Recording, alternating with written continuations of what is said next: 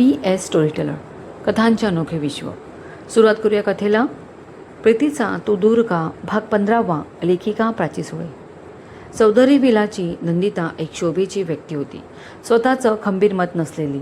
आपलं जे झालं ते झालं, पण आदिराजचं असं होऊ नये हे तिला वाटे, आणि किमान आधीसाठी तरी ती कान व डोळे उघडे ठेवणार होती. कथा पुढे सुरू. आदिराज, झालंच पुढच्या आठवड्यात तुला शिवापूरला जावं लागेल. आपली आर्किटेक्टची एक टीम घेऊन जा सोबत. जागेची पाहणी कर, एक रफली लेआउट बनवा. आजूबाजूचं गाव कसं आहे ते बघून घ्या. We have lot of work to do. Make necessary arrangements. Okay. Vishwanath त्याच्याकडे बघत बोलले.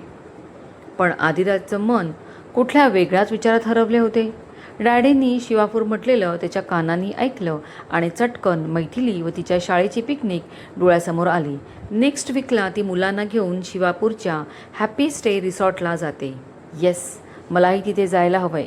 मैथिलीशी ओळख झाले, पण प्रेमाची गोष्ट पुढे सरकायला हवे. आदिराज विचार करत होता. आदिराज, विश्वनाथ थोड्या चढ्या आवाजात म्हणाले. Yes dad. I have told you something. Did you here that? त्यांनी प्रश्न केला. येस, ऐकलं ना. नेक्स्ट वीक आधी मीच एकटा शिवापूरला जातो.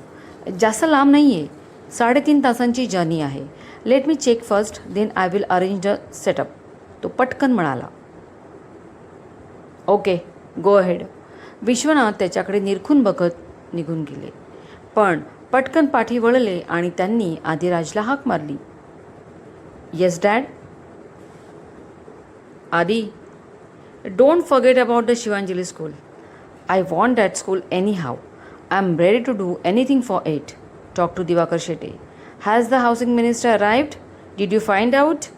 विश्वनाथ प्रश्नावर प्रश्न त्याला विचारत होते. येस, 2 दिवसांनी जाणार आहे त्यांना भेटायला. आहे माझ्या लक्षात ते, आदिराज म्हणाला. Good, keep me update. बोलून ते निघून गेले. ते गेले आणि आदीने तिथे सोप्यावर बसकण मारले.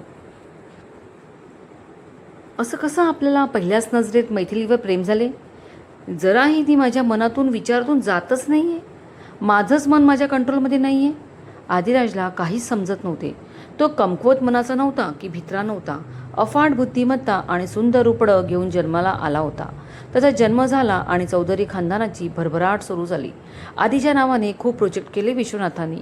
मुळात हुशार असलेल्या आदिराजने बिझनेसमध्ये लवकर पकड घेतली. त्याची स्वतःची काही मतं होती आणि मुख्य म्हणजे दबावाखाली काम करणे त्याला पसंत नव्हते. शिवांजली शाळेच्या कामाचं काहीतरी करायला हवं आणि तेही लवकरच, तो विचार करत होता. नेक्स्ट वीक शिवापूरला मैथिलीला भेटायचे. मैथिलीने कार पार्क केली व तिने बेल वाजवली. गोकाने दार उघडले. ती आत आली आणि आजो तिच्या नजरेला दिसले नाहीत. तिने गोकाला विचारले. ताई, मालक त्यांच्या खोलीतच आहेत. जास्त बाहेर आले नाही. दुपारी जेवले नाही. फक्त ग्लासभर दूध घेतले. गोका माहिती देत होता. मैथिलीला आश्चर्य वाटले. त्यांचा मूड कसा होता? काही समजत नव्हतं. म्हणजे उदास वाटत होते एवढं मात्र नक्की. बरं, मला आजूच्या रूममध्ये कॉफी आणून दे. मी जाते त्यांच्या रूममध्ये. मैथिली बोलली व गेली. गुड इव्हनिंग माय डिअर आजो. मैथिली पर्स खुर्चीत ठेवत म्हणाली. ती आजोंच्या बाजूला येऊन बसली. ये बस. गोकाने चोंबडेपणा केला असणार, तेव्हाच तू डायरेक्ट इथे आलेस, आजो मंद हसत म्हणाले. त्याला कशाला चोंबडा म्हणता? तुमच्या काळजीपोटीच म्हणाले तो. मैथिली डोळे मोठे करत बोलली. आजो, काय झालं मला सांगा. तुम्ही दुपारी जेवला नाही? मैथिली काळजी करत बोलली. अगं, दुपारी जेवलो नाही, पण दूध तर प्यालो ना. बघ, वय बघ माझं. तुमच्यासारखं बकाबक खाऊ की काय? सांग. बस आजो, नो मोर टॉक्स. का माझ्याशी लपवता? तुम्हाला माहिती आहे, उत्तर घेतल्याशिवाय मी हटणार नाही. प्लीज सांगा. आता मैथिली हळवी झाली. तेवढ्यात गोका कॉफी घेऊन आला. आजूने त्याच्याकडे ढुशी मारणाऱ्या बैलासारखे बघितले. थांब, बघतोस तुला, असे भाव होते त्यांच्या डोळ्यात. गोका कॉफीचा मग ठेवून गुपचूप सटकला. सांगतो, आधी कॉफी घे, थंड होईल. घेते मी, तुम्ही बोला. बाळा, तुझ्या आईबाबांची म्हणजे माझ्या मुलाची आणि सुनेची खूप आठवण आली. त्यांना जाऊन 2 वर्षे झाली, पण त्यांचा मृत्यू मला काही पचवता येत नाही. काहीतरी वेगळं विचित्र वाटतंय, आजो कुठेतरी बघत बोलले. मैथिलीला माहीत होते आईबाबांचा पाण्यात बुडून मृत्यू झाला होता आणि हीच बाब त्यांना खटकत होती. तिचे आई बाबा एक्सलंट स्विमर होते. ते बुडणं तर अशक्य, उलट त्यांनीच पाण्यात पडलेल्या कितीतरी जणांचे जीव वाचवले असते. पण आई बाबा बुडालेही आणि त्यांचे मृतदेह नदीच्या प्रवाहात खूप दूरवर वाहून गेले होते, अगदी दुसऱ्या टोकाला. आणि हेच आजोंना अस्वस्थ करत होते.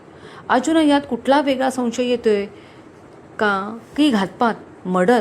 मैथिलीच्या मनात हा विचार आला आणि ती दचकली. आजो, ते माझेही आईबाबा आहेत. त्यांच्यामुळेच हे जग पाहते ना. तुमची तळमळ मला कळते आणि पटतेही. दुःख मलाही होते. आपण काय करायचं सांगा? PM रिपोर्ट सगळ्यांनी पाहिला. निव्वळ पाण्यात गुदमरून मृत्यू असं सांगितलं. शरीरावर कुठे जखमा, मारायच्या खुणा नाहीत की पोटात विष नाही. काय करणार आपण? बोलताना मैथिलीला खूप त्रास झाला, पण सध्या तरी हीच सत्यस्थिती होती. जातो, फ्रेश होऊन ये. मी येतो हॉलमध्ये, बोलूया.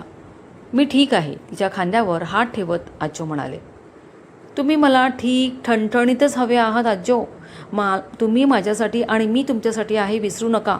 बोलताना तिला हुंदका आला. ती आजोंना मिठी मारून रडू लागली. माझी बाहुली, डोंट क्राय. काही होत नाही मला. मी मस्तच आहे आणि राहणार. आता रडू नकोस. जा, फ्रेश हो. मग मस्त गप्पा करत जेव. दुपारचं दूध कधीच पोटातून गेले. आजो हसत म्हणाले. येस, लगेच आले. मग जेवायला बसो. मैथिली खुश होत बोलली व तिच्या रूमकडे गेली. मैथिलीसाठी त्यांना खूप वाईट वाटत होते. मैथिलीच्या अंगावर शाळेची जबाबदारी जरी टाकली असेल तरी सगळं काही निभावून न्यायला ती अजून लहान आणि अनुभवाने कच्ची आहे. तिला माझी गरज आहे, आजो विचार करत होते. आता यापुढे दुःखी राहायचे नाही, निदान तसे दाखवू तरी द्यायचे नाही. आजोनी ठरवले. ते उठले व हॉलमध्ये आले. मैथिली आल्यावर दोघे बोलले. त्यावेळी तिने नेक्स्ट शनिवार रविवार शाळेची ट्रिप जाते असे सांगितले, शिवापूरच्या हॅपी स्टे रिसॉर्टमध्ये. आजो, तुम्ही पण चला. तेवढा 2 दिवस चेंज होईल, तुम्हाला बरं वाटेल, मैथिली म्हणाली. नाही, मी नाही येणार. अगं, एवढ्या छोट्या छोट्या मुलांची ट्रीप आणि मी कुठे म्हातारा तुमच्यामध्ये. नको, जा, मस्त धमाल करा. खूप खा प्या आणि मुख्य म्हणजे प्रत्येकाची काळजी घ्या. माझी चिंता नको. आणि मी आणि गोका आहोत, आजोनी म्हटले. बरं, ठीक आहे, अजून वेळ आहे, ती म्हणाली. गोकाने जेवण वाढले. तोही त्यांच्यासोबत बसून जेवण करू लागला. मैथिली 2 दिवस नाहीये, हीच संधी आहे. रात्री बेडरूमच्या गॅलरीत उभे राहून आजो विचार करत होते. पटकन गोव्याला जाऊन यायचं. गोव्याचे पोलीस सुप्रिटेंडंट जॉन गोन्साल्व्हिस यांच्याशी अजून संपर्क ठेवला होता. त्यांना गळच घातली होती तपास सुरू ठेवायचा, किमान ह्या दोघांपुरता तरी. गोन्साल्व्हिस दामोदररावांना गुरु मानत, म्हणून त्यांचं मन दुखू नये ह्याकरता हो म्हणाले होते. मैथिली अनायासे जाते तर आपणही गोवा जाऊन यायचेच. गोन्साल्व्हिसला भेटायचे, गोकाला सोबत घेऊन जाऊ. आजोंनी प्लॅन पक्का केला. एकवर त्यांनी मानवर करून आकाशाकडे पाहिले. डोळे भरून आले त्यांचे. ते आत आले, दार लावले व बेडवर झोपले. क्रमश. कथेचे हक्क लेखिकेकडे सुरक्षित. कथेचा भाग ऐकल्याबद्दल धन्यवाद. कॉफी करण्यास त्या मनाई आहे. कथा लिखित व आवाज प्राची सोळे. कथेला हाईप करायला विसरू नका. मनपूर्वक धन्यवाद.